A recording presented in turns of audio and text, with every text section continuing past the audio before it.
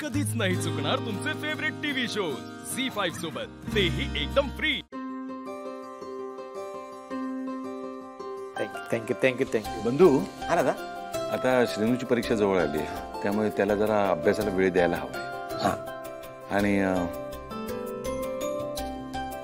तू हिशोबाकडे जरा लक्ष दे थोडे दिवस। होय दादा, म्हणजे मला वाटलं ना तर मध्ये मध्ये त्याला विचारेन, बाकी काय नाही। हा, ते ठीक आहे। कधी येतो श्रीनू? आत्ताच बसलो एसटीत।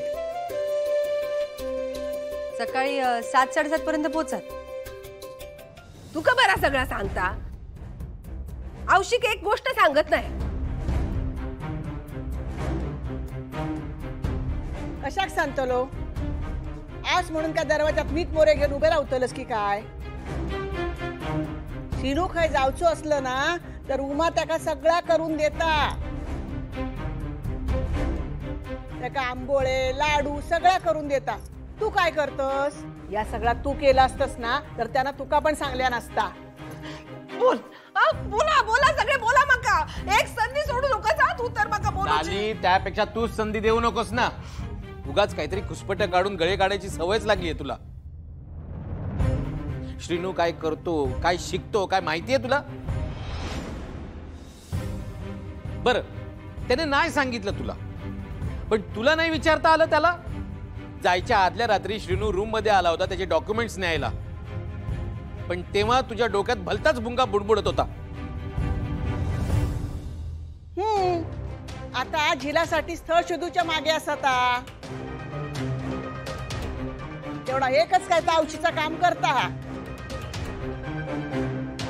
बाये, आता तरी नीट वाग गो। हा, भाऊजाईंका बोलतस ना तसा सुनेक पण उठता बसता धारेवर धरशी गो। ह्या बघ, ती माझी सून हा, मी बघेन कसा वागायचा त्यांच्याशी। तुम्ही तुमच्या लाडक्या जावयाचे आणि त्याच्या नाटकी आईचे लाड करतास, मी काय बोललाय एका शब्दाने? हा, आता ते नीरजचा विषय कशा काढतस? हा आहे, आता तू म्हणतस ना तशी माका पण भीती वाटू लागलेली। हा, ताई बिचारे त्या सुने कसा वागत काय माहित। बंधू, ती का फक्त लालीची सून नसणार आहे, ती आपल्या खोतांच्या घरची सून असणार आहे।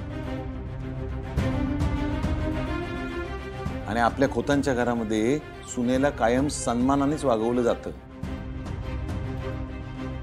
तू बघितलेस आतापर्यंत, आणि कायम वागवलं जाईल।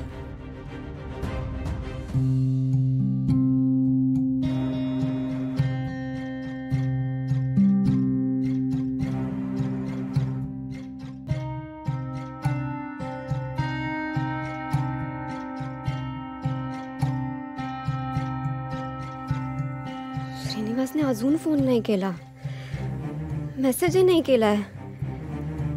येऊ दे त्याला, आता बोलणारच नाही त्याच्याशी।